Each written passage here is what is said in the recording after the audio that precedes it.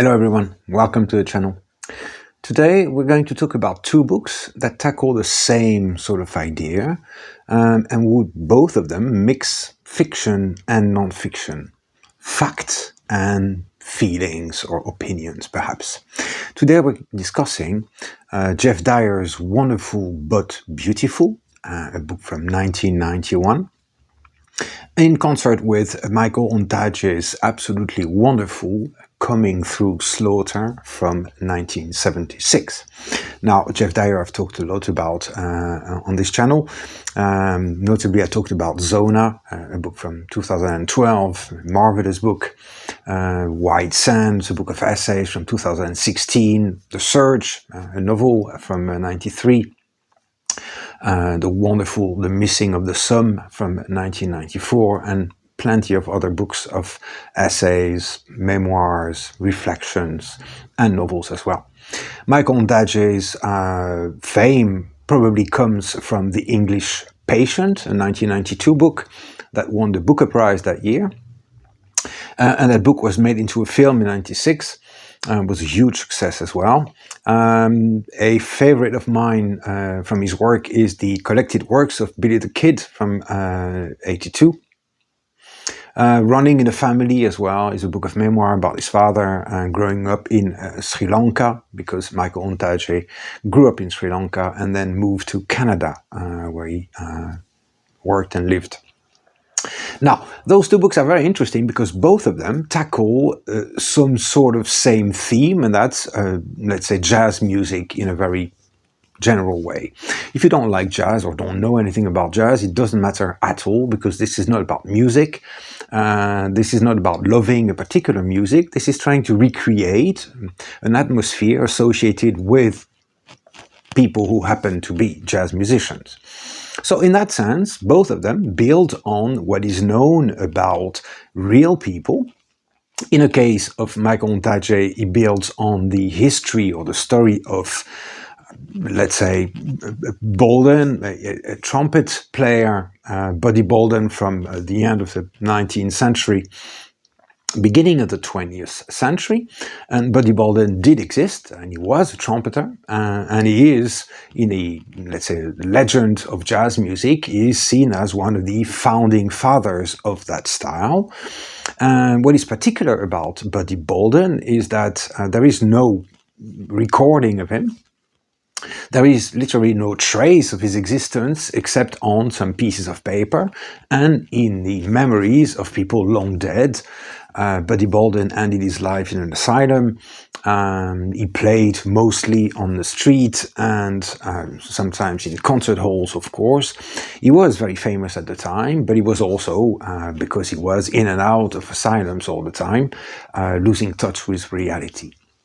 This idea in Michael Ondaatje's recreation of the life of Bolden is indeed based on this idea of somebody slightly losing touch, slightly and slowly losing touch with basically reality. Geoff Dyer, on the other hand, in But Beautiful, basically writes some sort of inner portraits of different jazz musicians. Very famous one, Chet Baker, Art Paper, Charles Mingus, Duke Ellington, for example, if you know any of those names. Very important figures in the jazz world, let's say from the 1930s to the 1950s, 60s. Mingus a little bit longer, of course. And what Geoff Dyer does here is that he has much more information about those players, because some of them wrote their memoirs or autobiographies. All of them were recorded many times, interviewed many times as well. And in fact, they have biographies very often, and sometimes multiple biographies. So Geoff Dyer has much more material to work with, but here again, he blurs fact and fiction. He blurs what we know, what is known, and his interpretation of the inner life of those jazz musicians. So in that sense, those two books exemplify what it is possible to do when you blend fact and fiction, something that we know, of course, happens all the time in, for example, historical fiction, when one will use a historical context with known facts and weave in, of course, a fictional plot with fictional characters. Very often in historical fiction like this, the narrator or main character or protagonist of the book, a fictional character, will run into real historical ones, so as to give a little bit more sort of historical heft to the plot. But if you like historical fiction, if you know historical fiction, you also know very often what happens, which is that what is known about history is subject to reinterpretation in any case. I can only give you the examples, the very famous examples of Hilary Mantel in The Wolf Hall, for example, the first volume of her trilogy set around Thomas Cromwell in England, and C.J. Sampson, who wrote the Shard Lake series, set at the exact same time in the exact same place.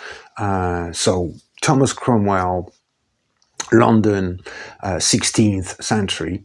And both of them have read the same historical text. Both of them make use of historical figures. Both of them have gone into the archives and have read the history books about the period. Both of them write fiction set in the same period. And really what is remarkable about those books, beyond their quality, of course, is the fact that both authors, Hilary Mantel, exceptional writer, of course, C.J. Sampson, on the other hand, who reinterpret Cromwell in very different ways. For Hilary Mantel, he is a tortured soul, somebody looking for something. In Sampson, he's much more a secondary character. He's extremely sinister. He comes across as evil-like. And both of them basically look at the same facts and reinterpret them the same way. So this blending of fact and fiction we accept as being pretty common in historical fiction. Here, of course, what Geoff Dyer does and what Michael Ondaatje does is trying to recreate not only periods and a context, which they don't really care about very much. It's to recreate the inner life, the unconscious, the life that happens inside one's head and one's body, in a case of people whose relationship with reality and the world was not necessarily the one that we have every day. So the jazz musicians that Geoff Dyer, for example, writes about, absolutely beautiful book. He writes about those people at moments where some of them had problems with alcohol or problems with drugs, which was well known at the time, the 50s, 60s, to be a real plague. It got the lives, of course, famously of John Coltrane, for example. So we know that their relationship with reality was not necessarily a completely gripping one. Even in a case of one of the portraits that he makes of Duke Ellington on tour, there is this idea of dissociation from reality simply through tiredness and empty roads and never-ending rides in a bus. And that's also what Michael Ondaatje does with less material and with a mind that is already breaking in reality this time, because again, Buddy Bolden, the trumpet player, will end up in an asylum where he will die. So that's what those two novels do. They recreate a life that existed, but at the same time did not really exist, of course, because we do not have, and we did not have, and we will never have access to the inner life of those people. And however much they wrote about themselves, in the case of some of those jazz musicians, Charles Mingus, for example, left an autobiography, they never will, of course, say everything about themselves, and notably times where they are dissociated from pure reality, as it were, not really anchored anymore in reality. Those times, of course, are not written about. So we have here dissociation between, let's say, reality and facts, the historical reality of those people, and the fictional side, the reinvention of their life through literary means, through writing. Now, that is, of course, another aspect that sort of brings those two books sort of together in some ways, which is, well, how does one write about this dissociation, this losing of one's sense of reality or one's relationship with reality? Buddy Bolden, of course, again, nothing is known about him, extremely little is known about him. Somebody did write a biography of his, but again, Bolden left no trace, nor in writing, neither in writing nor in music, as it were. So Ondaatje here is forced to sort of reinvent, or in fact completely invent, a life that both existed and never existed. And elliptically, one could say that's what he does, just like, of course, Geoff Dyer has to find a means to recreate those moments when one musician's mind is losing touch with that reality. So elliptic writing, suggestions, a lot of creations of atmosphere, very evocative writing, evocative of hallucinations, evocative of undefinable feelings, and also a fragmentation of the text in the case of Michael Ondaatje, fragmentation of the text reflecting, of course, the slow fragmentation of the mind of that musician, but at the same time, this sort of superposition of different types of texts also, a snippet of an interview from somebody, a dreamlike sequence, a hard fact dialogue between his wife and somebody else. All those different types, those different genres of writing really create also this impression of both unity, because the whole book, Coming Through Slaughter, is about Buddy Bolden, but at the same time, that fragmentation reflects, of course, his losing grip on reality and, let's say, the space appearing in his relationship with people as well. So this is, of course, what is absolutely wonderful about those two books, is that it's hard to categorize what they are. Is it fiction? Is it non-fiction? Is it biography? Is it autobiography, perhaps? Geoff Dyer, of course, has written about his love for jazz many times.